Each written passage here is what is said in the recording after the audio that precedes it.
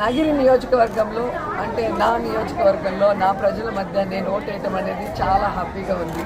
ఎందుకంటే ఈ రాష్ట్రంలో మీరు చూస్తే చంద్రబాబు నాయుడు కోట్లేదు, పవన్ కళ్యాణ్ కోట్లేదు, లోకేష్ కోట్లేదు, షర్మిలా కోట్లేదు, పవన్ కళ్యాణ్ కోట్లేదు.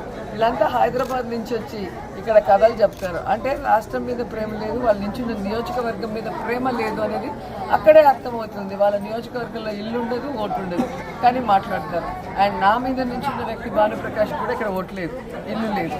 సో ప్రజలు గమనించాలి, ప్రజల్ని ఎవరు ప్రేమిస్తున్నారు, ప్రజల మధ్యలో ఎవరున్నారు, ప్రజలకు అందుబాటులో ఎవరున్నారు, ప్రజలకు సమస్య వస్తే పరుగులు తీసి ఎవరు వస్తారనేది తెలుసుకోవాలి.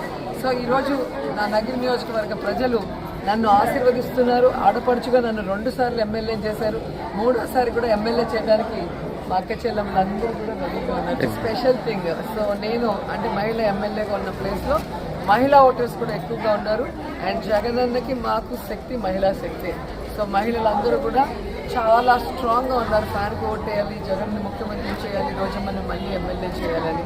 సో ఇక్కడ వచ్చిన వాళ్ళందరూ కూడా చూస్తే మీకే అర్థమవుతుంది. నా డాటర్దే ఫస్ట్ ఓటు, యూఎస్ నుంచి వచ్చి ఫస్ట్ ఓటు చాలా థ్రిల్లింగ్గా ఫీల్ అయింది. మమ్మీ ఎలా వేయాలి, సౌండ్ వస్తుందా, ఎలా ఉంటుంది బొమ్మలు దాని మీద అని చెప్పేసి చాలా ఇంట్రెస్టింగ్గా ఉండింది.